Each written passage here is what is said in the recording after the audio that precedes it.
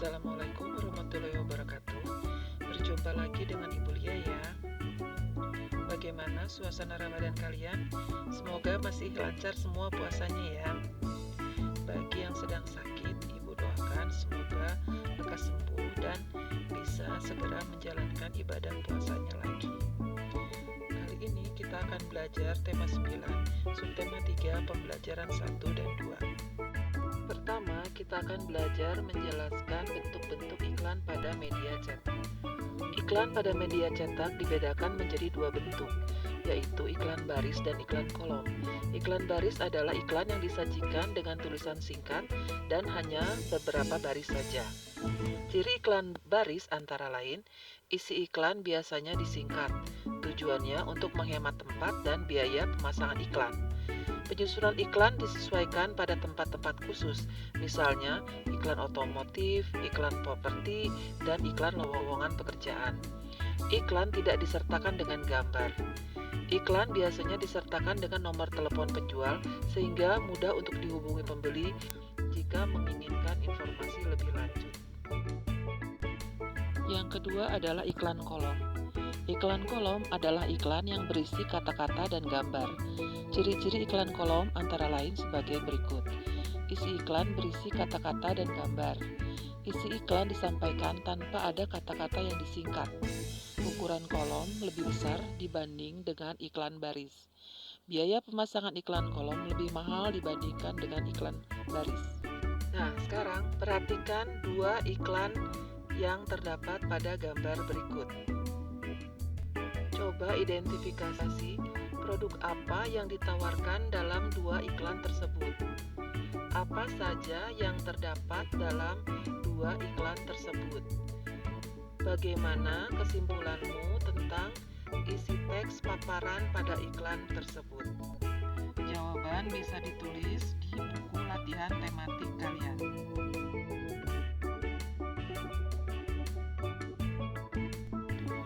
Nah, sekarang kita akan belajar unsur-unsur dan bahasa yang digunakan pada iklan.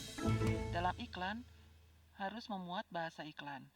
Bahasa iklan harus memiliki kriteria sebagai berikut: menggugah, informatif, menarik, dan kalimat yang digunakan harus mengedepankan bagian-bagian penting dalam iklan. Perhatikan iklan-iklan berikut ini. Sebutkan unsur-unsur yang terdapat dalam iklan tersebut. Bagaimana ciri-ciri bahasa yang terdapat pada iklan tersebut? Buatlah gambar visual tentang kesimpulan isi teks pada paparan iklan tersebut. Tugas bisa dilakukan per kelompok dalam grup WA.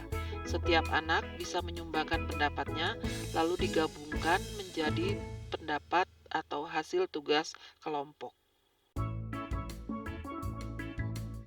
Setelah itu, kita akan belajar mengelompokkan benda-benda zat tunggal. Berdasarkan dapat atau tidaknya diuraikan menjadi zat yang lebih sederhana, zat tunggal dibagi menjadi dua. Unsur adalah zat tunggal yang paling sederhana dan tidak dapat diuraikan lagi melalui reaksi kimia. Senyawa adalah zat tunggal yang dapat diuraikan kembali menjadi zat yang lebih sederhana melalui reaksi kimia. Agar kalian lebih memahami tentang zat tunggal, lengkapilah tabel penggolongan unsur dan senyawa berikut ini. Tugas bisa dilakukan per kelompok dalam grup WhatsApp. Setiap anggota kelompok harus memiliki sumbangan terhadap kelompoknya supaya adil. Semua anak menuliskan di buku latihan tematiknya masing-masing sebagai hasil dari diskusi kelompok. Jenis-jenis campuran berdasarkan kelarutannya. Campuran dapat berasal dari campuran unsur-unsur, unsur dengan unsur dengan senyawa, atau senyawa dengan senyawa. Banyaknya komposisi unsur atau senyawa penyusun campuran tidak tentu. Sifat asli dalam campuran masih tampak. Seperti yang bisa kita lihat dalam gambar yang tersaji berikut ini. Kalian bisa menuliskan di buku latihan tematik kalian macam-macam campuran yang ada dalam kehidupan sehari-hari. Karya seni rupa daerah. Motif karya seni rupa daerah bersifat turun-temurun dan menyesuaikan dengan letak geografis daerah masing-masing. Contohnya pada masyarakat yang tinggal dekat dengan perairan, motif banyak digunakan yaitu motif air, hewan laut, kapal, dan sebagainya.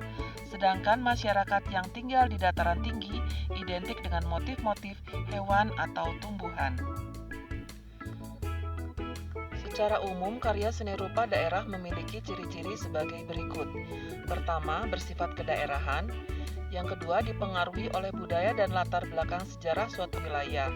Mengandung simbol-simbol yang bermakna, seringkali digunakan untuk upacara adat, agama, atau kebutuhan sehari-hari. Dibuat dari bahan alam yang berasal dari lingkungan. Corak dan motifnya dipengaruhi oleh kondisi fisik atau geografis suatu daerah, dipengaruhi juga oleh corak seni tradisional masyarakat setempat. Fungsi karya seni rupa daerah dibedakan menjadi fungsi individual dan fungsi sosial. Fungsi individual sebagai media untuk mengekspresikan jiwa, emosi, dan mencerminkan segala sesuatu, baik suka, duka, dan marah. Selain itu juga, karya seni sebagai media mengekspresikan cita-cita, pandangan hidup, watak, bentuk, corak, dan juga teknik. Dan fungsi sosialnya adalah sebagai media pendidikan, media hiburan atau refreshing, media komunikasi, dan media keagamaan. Berdasarkan jenisnya, seni rupa daerah terbagi menjadi dua, yaitu seni murni dan seni terapan. Seni rupa murni adalah karya seni rupa yang mengutamakan segi keindahan tanpa memperhatikan fungsi, misalnya lukisan atau patung.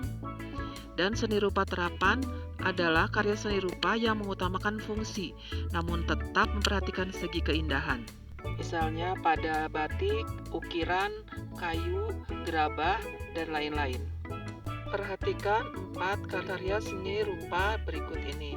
Manakah yang termasuk seni rupa murni dan manakah yang termasuk seni rupa terapan? Jawaban bisa didiskusikan dulu dengan kelompok, lalu ditulis di buku latihan tematik kalian masing-masing.